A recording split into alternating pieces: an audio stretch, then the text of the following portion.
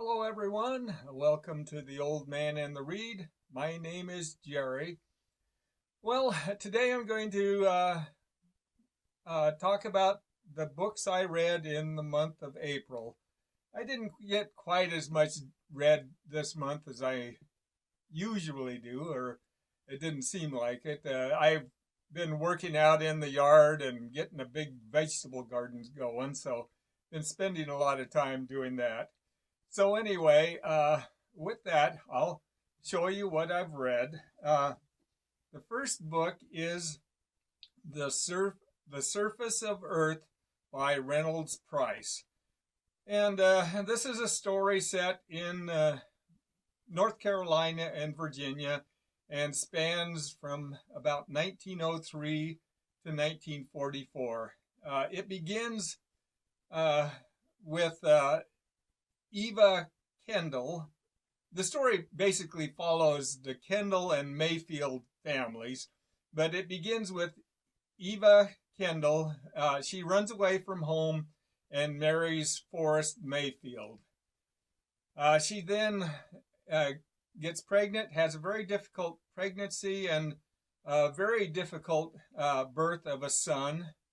And then as the story progresses, her mother dies, and then she goes back to visit her father and ends up just staying there. But then the story just follows the next couple of generations, basically, of the Mayfield and Kendall families, and it follows her son, who seems to kind of follows the same path that his mother did. It's kind of I wasn't real thrilled with the book. I thought Reynolds Price has written some excellent books, but this one I found rather boring, and I had a hard time just concentrating on it at times. The next book is Great Liberty by Julian Grock, and this is really an exceptionally good book of poetry. It's very different than anything else I've read by Grock, and much of it has a rather surreal feeling to it. And the poems ranged from just a few paragraphs to a couple of pages.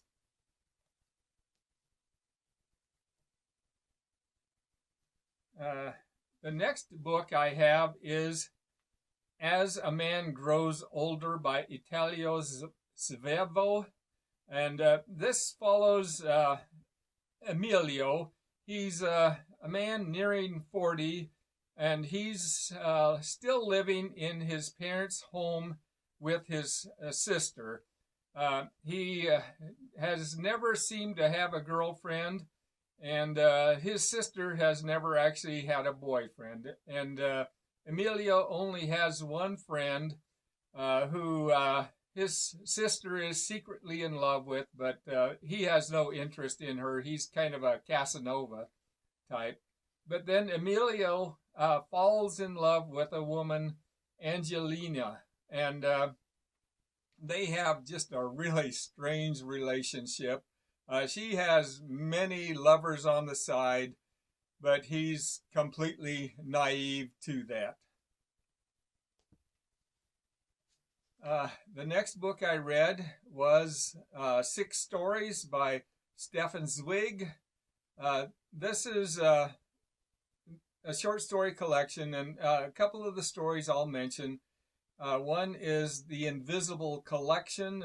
This is really a great story, but this takes place during a time of great economic hardship, and an art dealer who deals in antique art in order to make money is out to try to swindle people out of their artwork. And he meets a man who, an very old man who's blind. And this man has amassed a large art collection of old art prints. And the blind man wants to show the dealer his collection. He wants to impress him. And so he invites him to come to the house.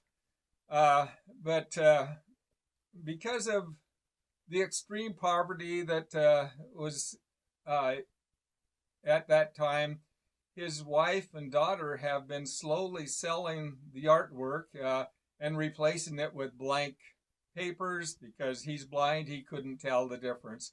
And so the art dealer comes to look at this collection, and the wife and daughter convince him to pretend that the artwork is still there.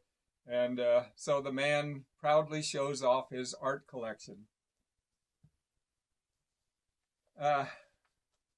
The next book I read was The Vegetarian by Han Kang. This is really a story about a descent into madness. It follows Young Hai, and she has a dream, and from that dream she decides to become a vegetarian. This is something that is opposed by her husband and all of her family. And the book is split into 3 sections. The first is told by her husband, the second by her brother-in-law, and then the third by her sister. And each of those sections are describe her descent into madness and how that has affected each of their lives. The next book is Inference from a Saber by Claudio Magris, just an incredibly good writer. This is a story that tracks the life and death of a general named Krasnov. He is a general of Cossacks, and he has led his Cossacks to fight for the Germans against the Russians in Carnia. And Carnia is a region in northern Italy. But he is fighting for the Germans because they have promised that he will be able to keep any of the land that he has captured, and he was going to name this Kozakia. But shortly after he began his invasion of Carnia, the war ended with Germany's defeat. And rather than being captured by the Russians, Krasnov surrenders to the British, but then they turn him over to the Russians. The next book I read was The Ministry of Pain by Dubravka Ugresik. This follows Tanja, who has escaped from Yugoslavia after its violent breakup into Bosnia, Serbia, and Croatia. She's gone to Amsterdam, and she is now teaching literature at the University of Amsterdam, and her students are all from Yugoslavia also. But her teaching method begins to turn off a lot of her students, and by the second term, she only has 4 students left.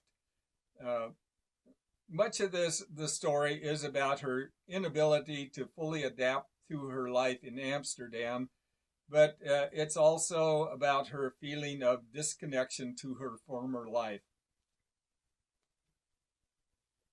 And the last book I read in April is The Dragon by Yevgeny Zamyatin.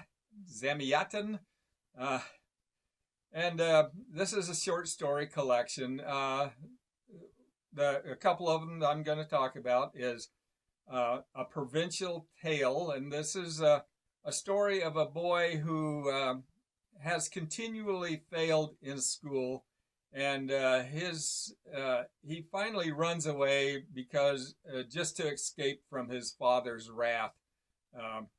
And he's very brutish, and he's a brutish boy, and he turns to theft for survival.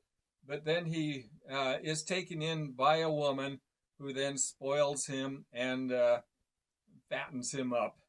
And then another of the stories in the book is titled Two Tales for Grown-Up Children.